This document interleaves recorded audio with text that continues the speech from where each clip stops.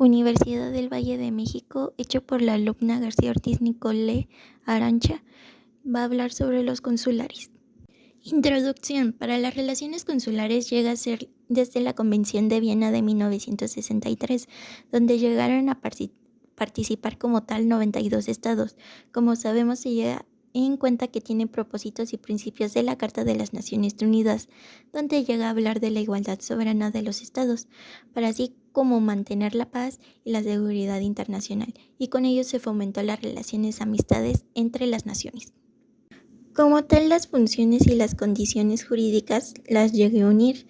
Como sabemos, los consulares llegan a contar con una condición jurídica que llega a variar dependiendo del estado en el que lleguen a ejercer sus funciones y los acuerdos internacionales que llegan a estar establecidos en los países implicados, como pueden obtener inmunidades, pero siempre llegar a respetar las funciones que son definidas por el artículo 5 de la Convención de Viena de las Relaciones Diplomáticas, que llegan a consistir en las siguientes partes, que yo elegí las 5 principales que para mí fueron importantes, que sería A.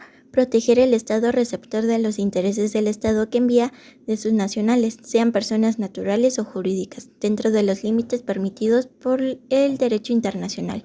B. Fomentar el desarrollo de las relaciones comerciales, económicas, culturales, científicas entre el Estado que envía y el Estado receptor, para así promover además las relaciones amistosas entre los mismos.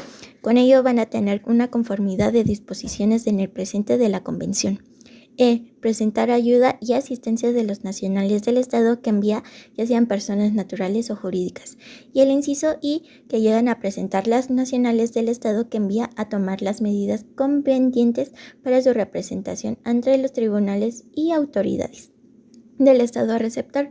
Con ello van a tener una conformidad con la práctica y el procedimiento de vigor en este último, con el fin de lograr que el acuerdo de las leyes y reglamentos del mismo se lleguen a adoptar a las medidas promocionales de la conservación de los derechos e intereses de estos nacionales, cuando por ausente por cualquier otra causa pueden defenderse oportunamente. Funciones consulares tienen como objetivo brindar protección y auxilio a los nacionales orientados en los temas relacionados a protección de los derechos humanos y penal, consultas administrativas con respecto a permisos laborales, familiares, migratorios, con la extensión de visas y cuestiones notariales con la legislación de documentos. Como en conclusión en esta parte, los consulares llegan a estar sujetos de las leyes y regulaciones del Estado que los llega a acoger con respecto a asuntos no relacionados en sus funciones consulares, y también llegan a estar obligados a respetar las leyes y regulaciones de su propio país. En la parte de las características como tal, la misión consular tiene varias funciones y objetivos en los que se llegan a destacar la proteger y asistir a los ciudadanos en su país en el extranjero, facilitar el servicio y trámites consulares para la emisión de pasaportes, visas y actas de nacimiento, y con ello brindar también orientación y apoyo en situaciones de emergencia como accidentes, enfermedades o situaciones legales. Y por último sería promover y fortalecer la relación bilateral entre el país anfitrión y el país representado. Con ello, las misiones consulares están ahí para ayudar a los ciudadanos en momentos difíciles como son accidentes, enfermedades graves, detenciones o situaciones legales complicadas. Saber cómo y dónde contactar al consulado puede marcar la diferencia de una resolución de estas situaciones.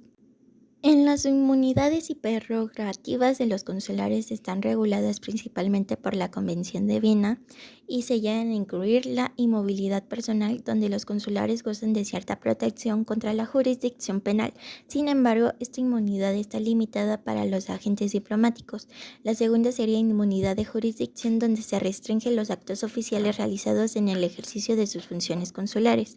El tercero sería la inmunidad de ejecución, donde como tal los cónsules también son exentos de ciertas medidas judiciales o administrativas. El cuarto sería extensiones fiscales, donde los cónsules pueden beneficiarse en ciertas extensiones fiscales en el estado de residencia. Y por último sería la libertad de comunicación consular, donde como tal tienen derecho a comunicarse libremente con las autoridades del país anfitrión y sus nacionales que se encuentran en este país. Retos de los consulados de México.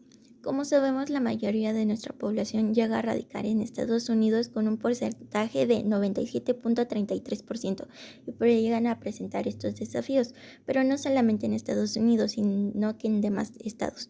Por ello, la protección de los derechos laborales y migratorios tienen que estar enfrentándose en el desafío de proteger los derechos laborales y migratorios de los trabajadores mexicanos en el extranjero, que llegan a incluir la lucha contra la explotación laboral y la trata de personas.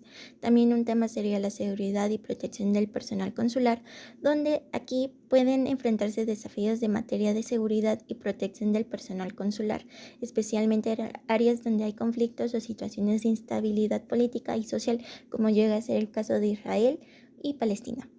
Y por último sería la promoción de la cultura y los intereses de México, ya que aquí como tal los consulados tienen el desafío de promover la cultura, la lengua y los intereses de México en el extranjero, para así llegar a fomentar como tal una cooperación bilateral en las áreas como son la educación, la ciencia, la tecnología y la economía.